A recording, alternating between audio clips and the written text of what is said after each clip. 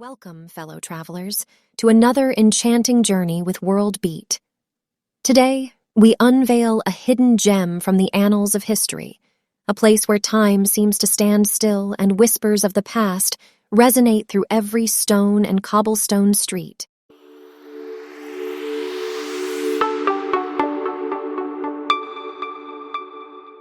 Sigiriya is an ancient rock fortress located in the northern Matal district near the town of Dambulla in the central province, Sri Lanka. It is a site of historical and archaeological significance that is dominated by a massive column of granite rock approximately 180 meters high. According to the ancient Sri Lankan chronicle, the Kulavamsa, this area was a large forest. Then, after storms and landslides, it became a hill and was selected by King Kashyapa, AD 477-495, for his new capital. He built his palace on top of this rock and decorated its sides with colorful frescoes. On a small plateau about halfway up the side of this rock, he built a gateway in the form of an enormous lion. The capital and the royal palace were abandoned after the king's death. It was used as a Buddhist monastery until the 14th century. Sigiriya today is a UNESCO-listed World Heritage Site. It is one of the best preserved examples of ancient urban planning. Historical past, it is likely that the area around Sigiriya was inhabited since prehistoric times. There is clear evidence that the many rock shelters and caves in the vicinity were occupied by Buddhist monks and ascetics from as early as the 3rd century BC. The earliest evidence of human habitation at Sigiriya is the Aligala rock shelter to the east of Sigiriya Rock, indicating that the area was occupied nearly 5,000 years ago during the Mesolithic period. Buddhist monastic settlements were established during the 3rd century BC in the western and northern slopes of the boulder-strewn hills surrounding the Sigiriya Rock. Several rock shelters or caves were created during this period. These shelters were made under large boulders with carved drip ledges around the cave mouths. Rock inscriptions are carved near the drip ledges on many of the shelters, recording the donation of the shelters to the Buddhist monastic order as residences. These were made in the period between the 3rd century BCE and the 1st century AD. In 477 AD, Kashyapa I, the king's son by a non-royal consort, seized the throne from King Dhatusena, following a coup assisted by Megara, the king's nephew and army commander. The rightful heir, Moggallana, fearing for his life, fled to South India. Afraid of an attack by Moggallana, Kashyapa moved the capital and his residence from the traditional capital of Anuradhapura to the more secure Sigiriya. During King Kashyapa's reign, Sigiriya was developed into a complex city and fortress. Most of the elaborate constructions on the rock summit and around it, including defensive structures, palaces, and gardens, date from this period. The Kulavamsa describes King Kashyapa as the son of King Dhatusena. Kashyapa murdered his father by walling him up alive, and then usurping the throne which rightfully belonged to his half-brother Moggallana, Dhatusena's son by the true queen. Moggallana fled to India to escape being assassinated by Kashyapa, but vowed revenge. In India, he raised an army with the intention of returning and retaking the throne of Sri Lanka, which he considered to be rightfully his. Expecting the inevitable return of Moggallana, Kashyapa is said to have built his palace on the summit of Sigiriya as a fortress, as well as a pleasure palace. Moggallana finally arrived, declared war, and defeated Kashyapa in 495 CE. During the battle, Kashyapa's armies abandoned him, and he committed suicide by falling on his sword. The Kulavamsa and folklore inform us that the battle elephant on which Kashyapa was mounted changed course to take a strategic advantage, but the army misinterpreted the movement as the king's having opted to retreat, prompting the army to abandon him altogether. It is said that being too proud to surrender, he took his dagger from his waistband, cut his throat, raised the dagger proudly, sheathed it, and fell dead. Moggallana returned the capital to Anuradhapura, converting Sigiriya into a Buddhist monastery complex, which survived until the 13th or 14th century. After this period, No records are found on Sigiriya until the 16th and 17th centuries, when it was used briefly as an outpost of the Kingdom of Kandy. Alternative stories have the primary builder of Sigiriya as King Dhatusena, with Kashyapa finishing the work in honor of his father. Still other stories describe Kashyapa as a playboy king, with Sigiriya his pleasure palace. Even Kashyapa's eventual fate is uncertain. In some versions, he is assassinated by poison administered by a concubine. In others, he cuts his own throat when deserted in his final battle.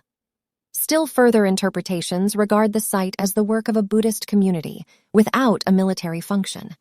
This site may have been important in the competition between the Mahayana and Theravada Buddhist traditions in ancient Sri Lanka. In Professor Senarath Paranavathana's book, The Story of Sigiriya, King Dhatusena is said to have taken the advice of the Persian Nestorian priest Magha Brahmana on building his palace on Sigiriya. According to Paranavathana, during this period, over 75 ships carrying Marundi soldiers from Mangalore arrived in Sri Lanka and landed in Chilla to protect King Dhatusena, most of them Christians. King Dhathusena's daughter was married to Migara, a Christian, and the commander of the Sinhalese army. John Still in 1907 wrote, "The whole face of the hill appears to have been a gigantic picture gallery, the largest picture in the world, perhaps." The paintings would have covered most of the western face of the rock, an area 140-meter long and 40-meter high. There are references in the graffiti to 500 ladies in these paintings. However, most have been lost forever. More frescoes, different from those on the rock face, can be seen elsewhere, for example on the ceiling of the location called the Cobra Hood Cave. Frescoes at Sigiriya found at Cobra Hood Cave. Although the frescoes are classified as in the Anuradhapura period, the painting style is considered unique, the line and style of application of the paintings differing from Anuradhapura paintings. The lines are painted in a form which enhances the sense of volume of the figures. The paint has been applied in sweeping strokes, using more pressure on one side, giving the effect of a deeper color tone towards the edge. Other paintings of the Anuradhapura period contain similar approaches to painting, but do not have the sketchy lines of the Sigiriya style, having a distinct artist's boundary line. The true identity of the ladies in these paintings still has not been confirmed. There are various ideas about their identity. Some believe that they are the ladies of the kings, while others think that they are women taking part in religious observances.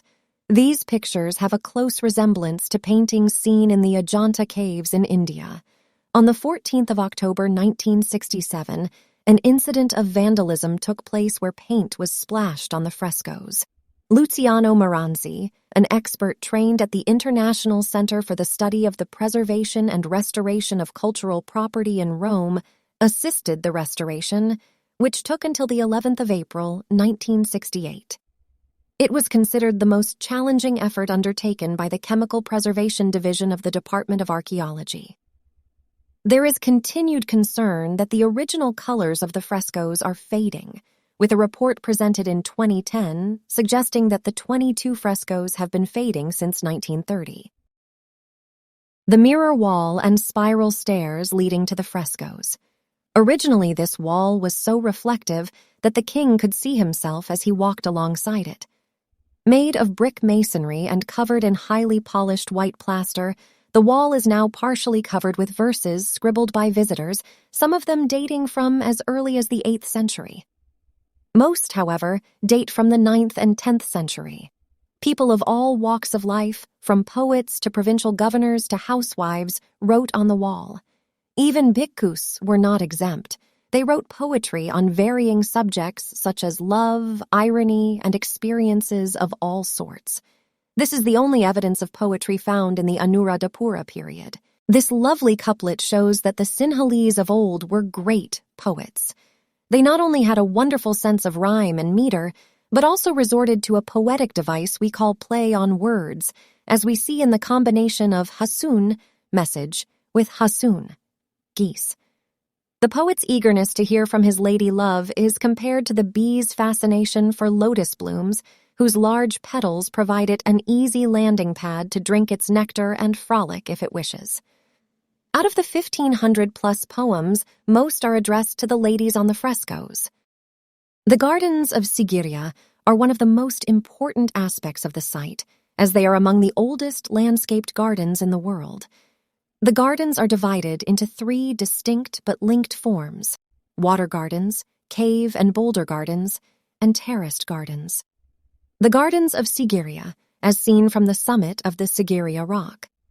The water gardens can be seen in the central section of the western precinct. 3 principal gardens are found here. The first garden consists of a plot surrounded by water. It is connected to the main precinct using 4 causeways, with gateways placed at the head of each causeway. This garden is built according to an ancient garden form known as charbagh, and is one of the oldest surviving models of this form. The second contains 2 long, deep pools set on either side of the path. 2 shallow serpentine streams lead to these pools. Fountains made of circular limestone plates are placed here. Underground water conduits supply water to these fountains, which are still functional, especially during the rainy season. 2 large islands are located on either side of the second water garden. Summer palaces are built on the flattened surfaces of these islands. 2 more islands are located farther to the north and the south. These islands are built in a manner similar to the island in the first water garden. The third garden is situated on a higher level than the other 2. It contains a large octagonal pool with a raised podium on its northeast corner. The large brick and stone wall of the citadel is on the eastern edge of this garden. The water gardens are built symmetrically on an east-west axis. The outer moat connects them on the west and the large artificial lake to the south of the Sigiriya rock. All the pools are also interlinked using an underground conduit network fed by the lake and connected to the moats. A miniature water garden is located to the west of the first water garden, consisting of several small pools and watercourses. This recently discovered smaller garden appears to have been built after the Kashapan period, possibly between the 10th and 13th centuries. The boulder gardens consist of several large boulders linked by winding pathways.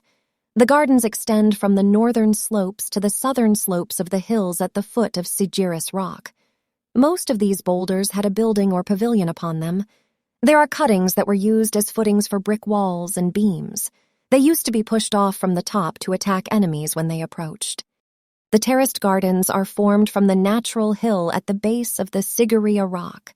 A series of terraces rises from the pathways of the boulder garden to the staircases on the rock. These have been created by the construction of brick walls and are located in a roughly concentric plan around the rock. The path through the terraced gardens is formed by a limestone staircase. From this staircase, there is a covered path on the side of the rock, leading to the uppermost terrace where the lion staircase is situated.